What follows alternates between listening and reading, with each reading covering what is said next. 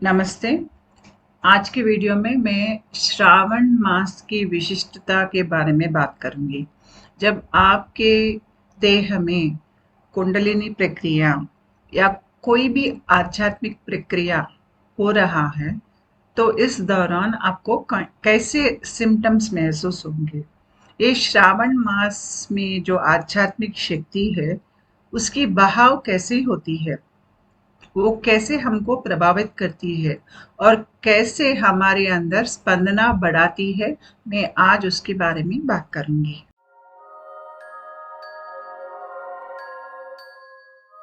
श्रावण मास में सूरज स्वक्षेत्र में आता है, यानी कि सिंह राशि में आता है।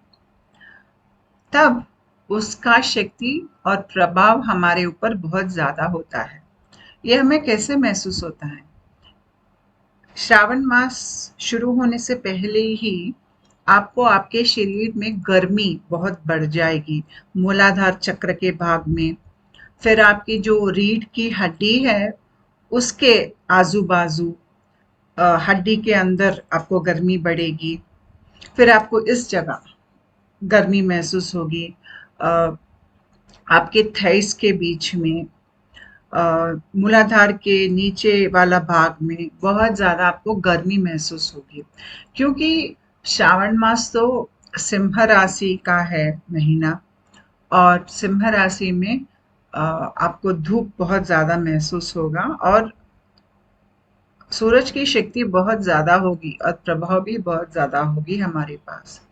यहाँ हमको हमारी आध्यात्मिक प्रक्रिया पर ज़्यादा ध्यान देना चाहिए, क्योंकि इस महीने हमारे शरीर में इतना ज़्यादा आध्यात्मिक शक्ति बहती है। अगर हम अपने आप और अपने आध्यात्मिक प्रक्रिया पर हम ध्यान देंगे, तो इस शक्ति को हम इस्तेमाल करके हमारी शरीर की स्पंदना को एकदम से बढ़ा सकते हैं।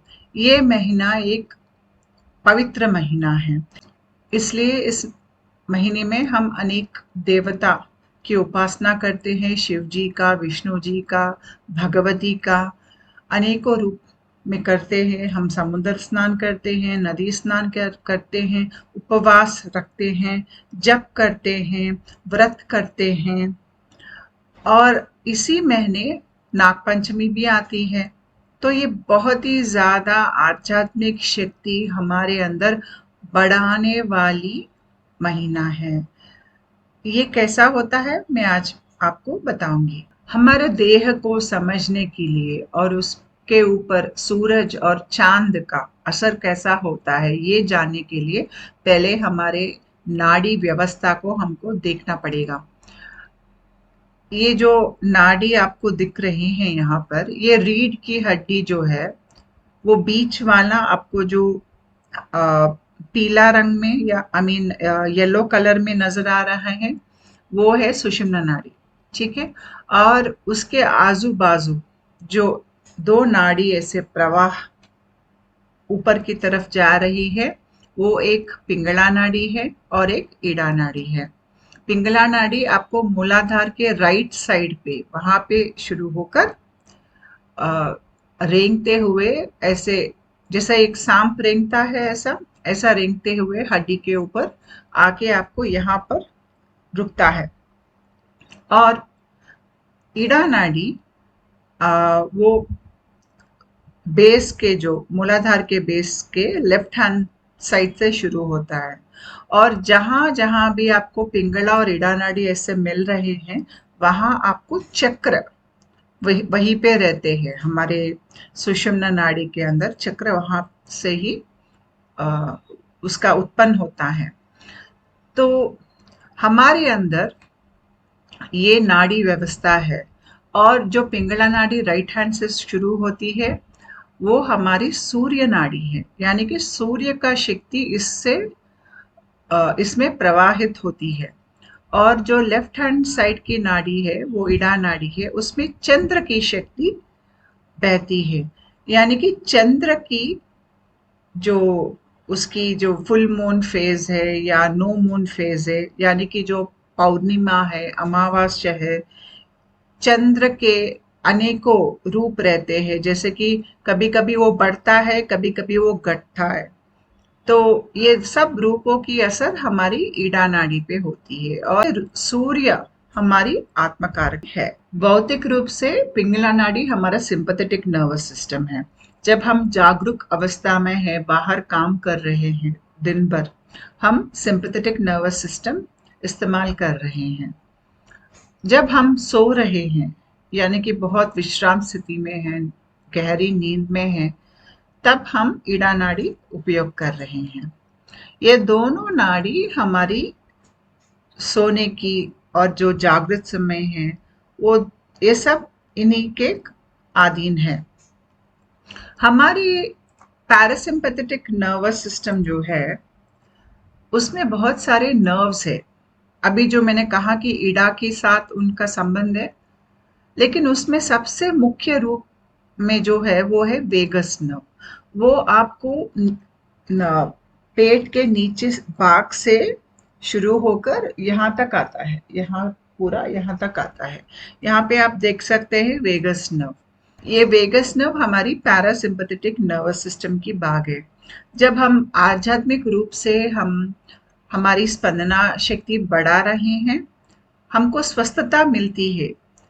पिछले कर्मों के वजह से जो दुख हमें पहुंचा है, जो घृणा हमें महसूस किया है, जो हमने लज्जा भाव महसूस किया है, क्रोध महसूस किया है, ये सब कम स्पंदन के भाव है।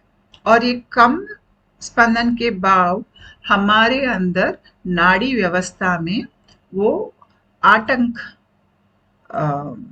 पैदा करते हैं। यानी कि जो प्राण शक्ति की प्रभाव ऊपर की तरफ जाती है, तो ये बीच में उसको रोक देती है। इसके वजह से हमारे देह में प्राण शक्ति ऊपर की तरफ नहीं बह सकती है, और हम यही भावोद्वेग जो क्रोध है, यानी कि बहुत कम स्पंदन की भावोद्वेग है, शर्म है, भय, या हम कंफ्यूज्ड है जिंदगी से, इन सब में हम फंस कर जीते हैं। इससे कैसे बाहर आए हमको समझ में नहीं आता है।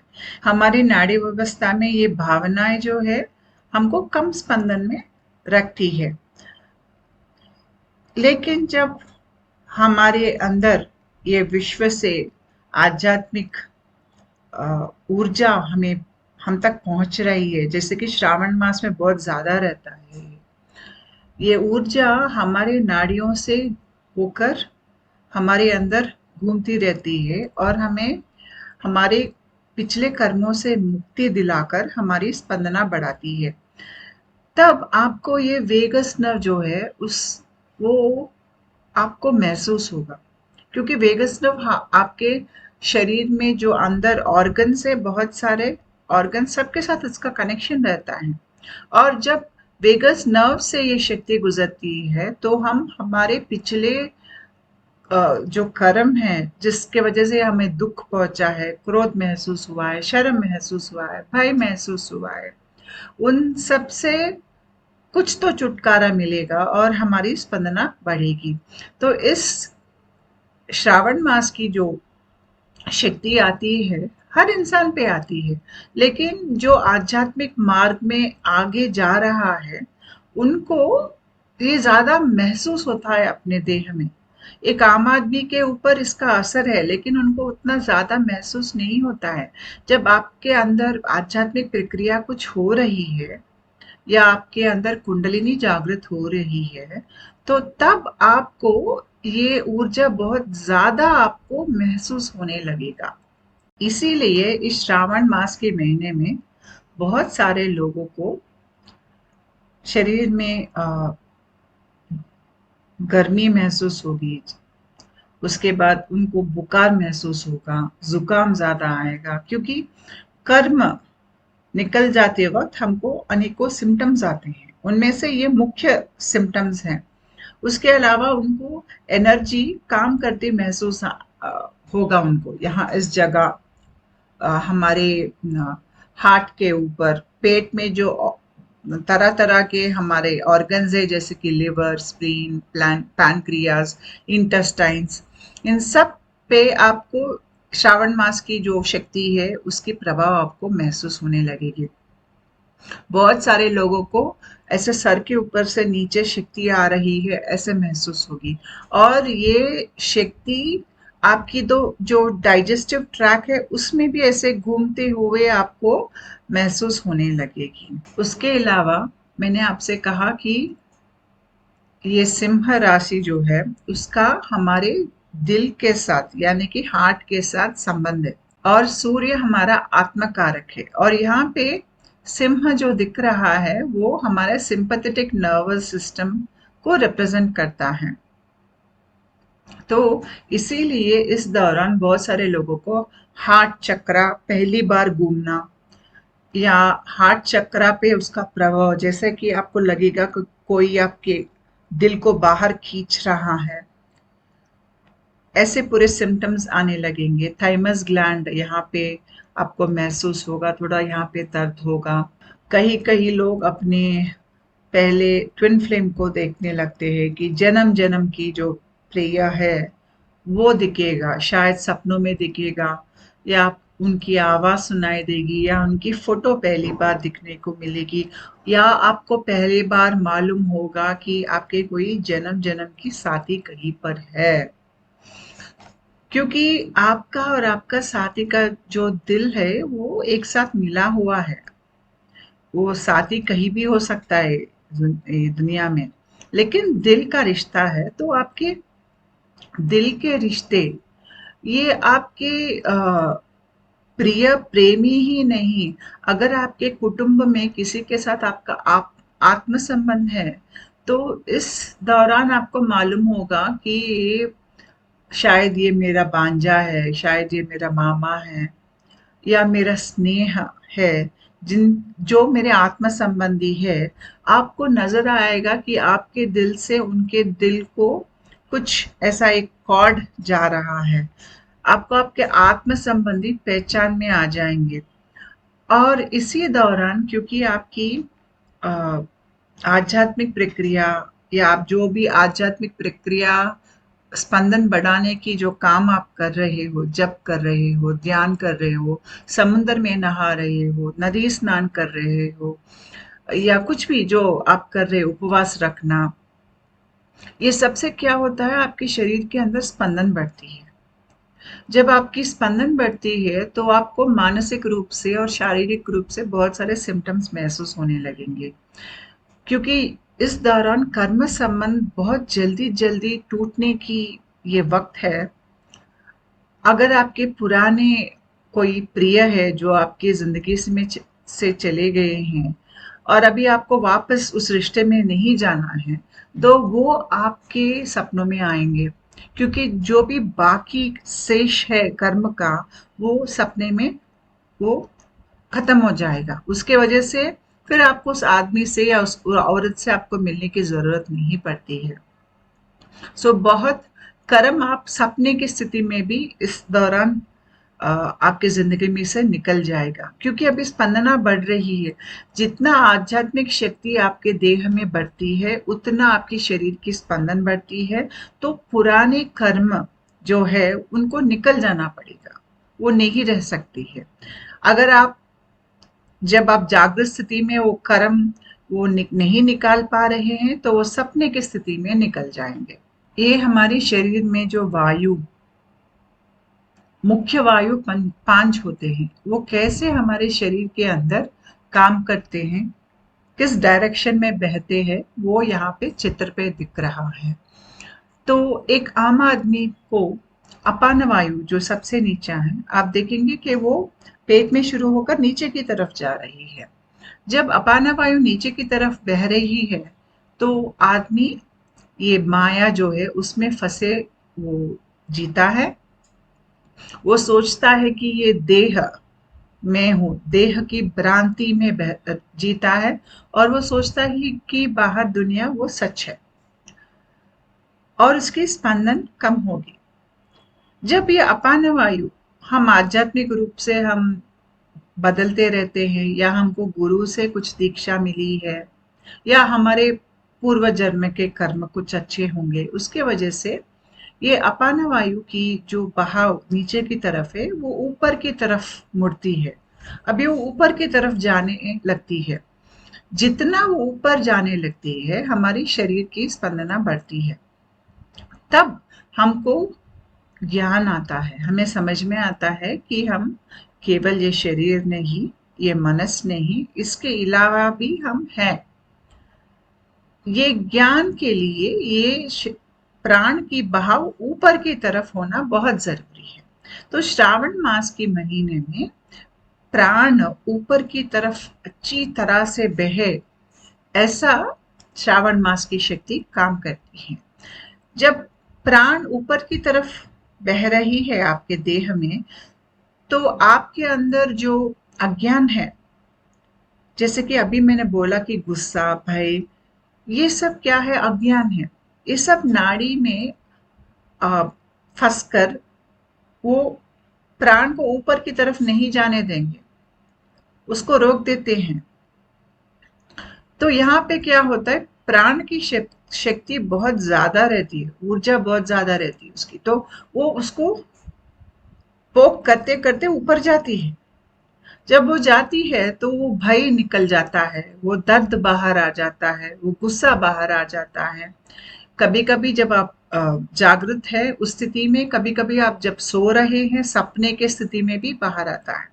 तो ये श्रावण मास के महीने में जब कोई पिछले कुछ स्मृति जब आती है, उसके साथ जो गुस्सा जो जुड़ा हुआ है वो बाहर आता है, तो आप समझ लीजिए कि वो कर्म निकल जा रहा है। तो श्रावण मास के महीने में सपने बहुत ज्यादा आता है, क्योंकि ये शक्ति ऊपर की तरफ जा रही है, शरीर के अंदर बहुत बदलाव लेके आती है, स्पंदना बढ़ाती है, आपको बहुत सारे सिम्टम्स महसूस होने लगेंगे, कुछ खूबसूरत घड़ियां भी महसूस होगी आपको, क्योंकि यहाँ पे दिल जो है बहुत एक्टिव है।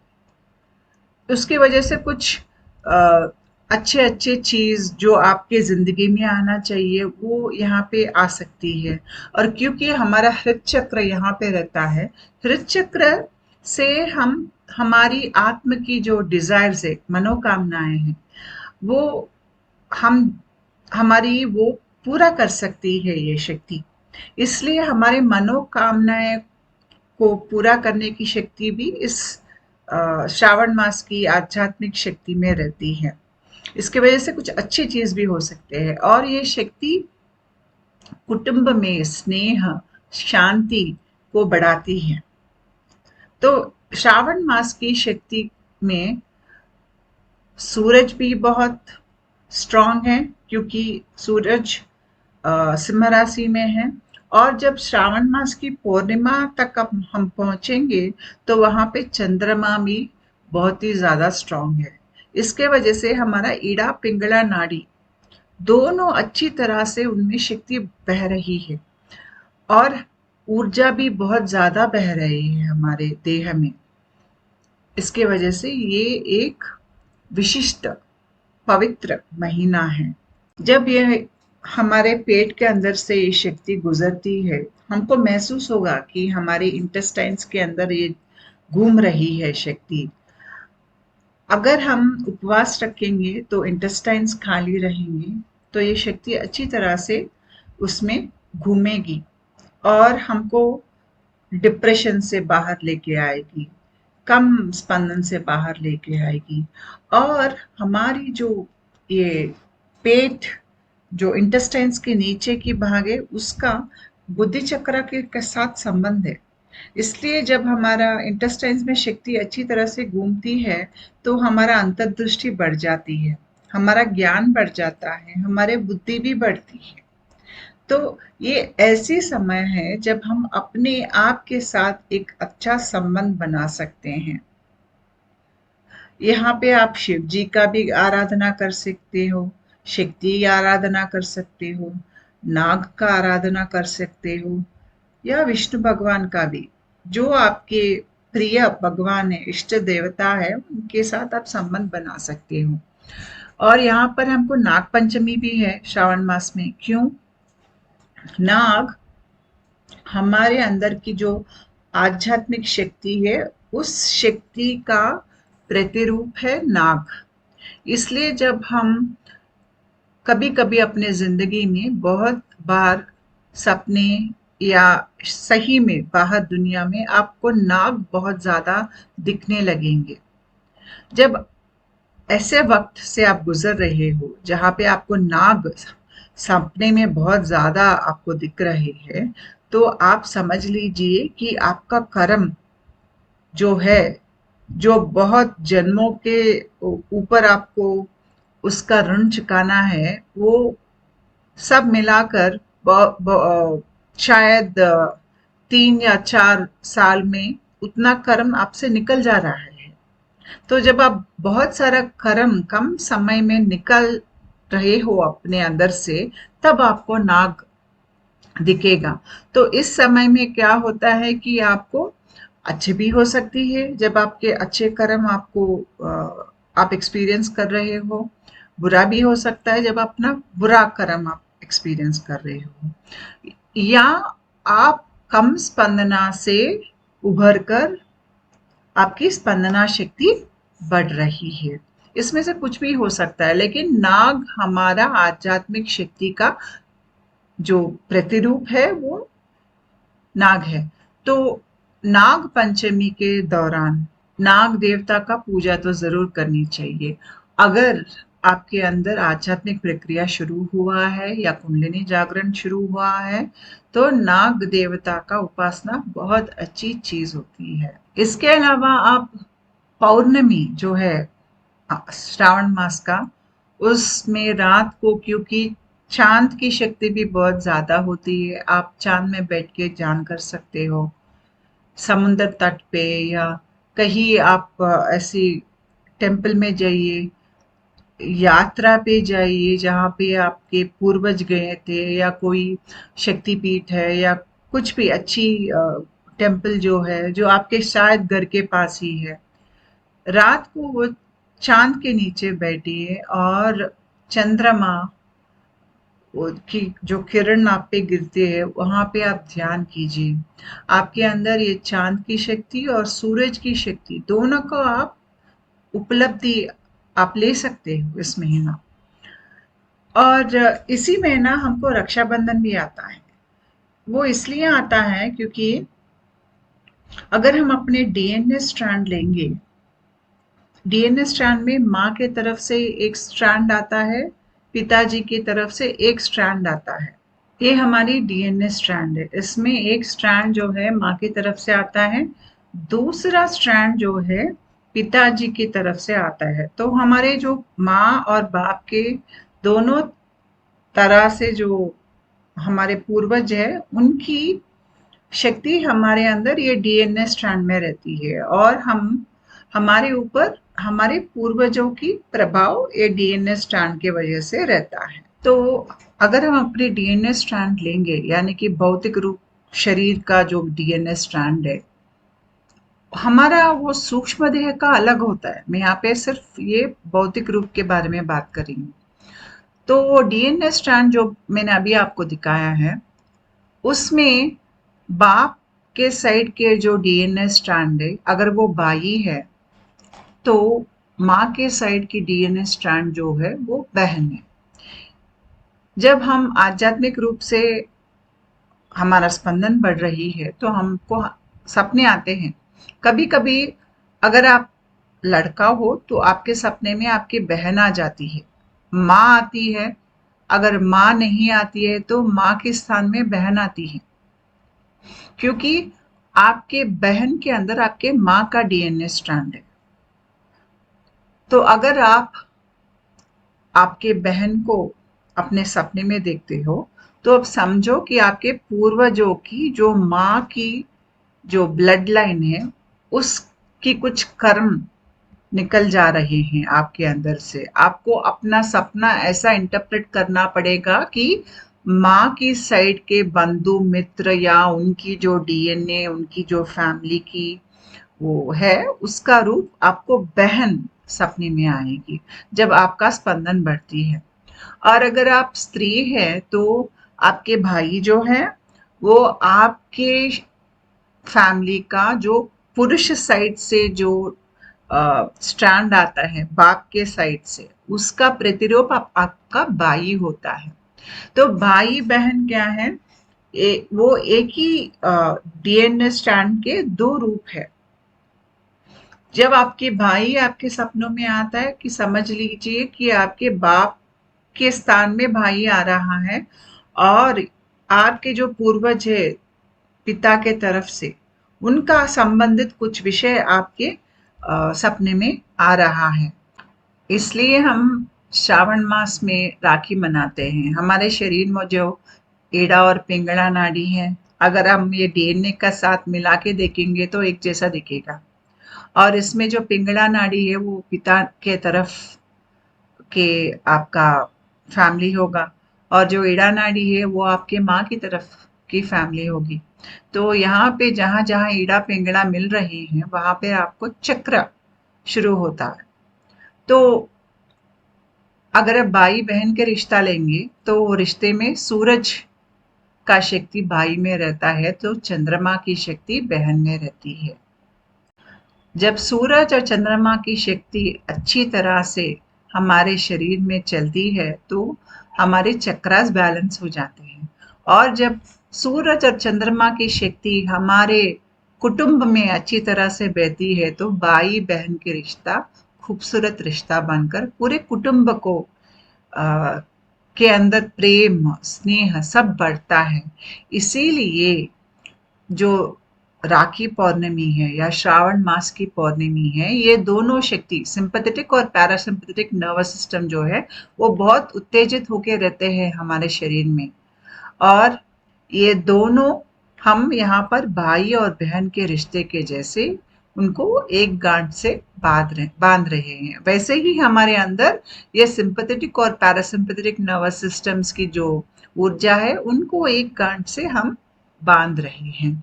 जब हम ये दोनों ठीक तरह से काम करेंगे तो हमारे अंदर और बाहर की दुनिया खूबसूरत बनती है। इसके अलावा हमारी जो सोल डिजायर्स है, जो आत्मा की जो तृष्णा है या आत्मा की जो चाहते हैं, आत्मा क्या चाहती है ये जानना बहुत मुश्किल है, क्योंकि ये चाहत एक जन्म का नहीं होता है, बहुत जन्मों के ऊपर से ये चाहत बनता है। हमको आध्यात्मिक रूप से जब हम बहुत जन्म लेते हैं उसके बाद हमारे अंदर एक आत्म का एक चाहत बनना तब होता है, लेकिन वो क्या है हम जान नहीं पाते हैं, क्योंकि हम अब तक हमारे सबकॉन्शियस माइंड के अंदर नहीं गए हैं। इसलिए हमारी आत्म की चाहत क्या है हम नहीं जान पाएंगे। लेकिन जब आध्यात्मिक रूप से हमारी स्पंदना बढ़ रही है, जब हम हमारे सिंपैथेटिक और पैरासिम्पैथेटिक नर्व्स उसमें जो फ्लो है यानी कि ईड़ा पिंगला अच्छी तरह से बहने लगेगी, बहुत आगे आप जब आध्यात्मिक मार्ग में जाएंगे तो आपकी आत्म की जो चाहत है आप जान पाएंगे। या आपकी जन्म कुंडली लेके वहां पे आप देखो कि अपने लग्न से शुरू करके गिनना, आप देखो कि कौन से भाव में आपका सूरज है। उस भाव के जो लक्षण है शायद उस लक्षणों में से कुछ भी आपका आत्म की चाहत हो सकता है, वैसे भी हम जान सकते हैं।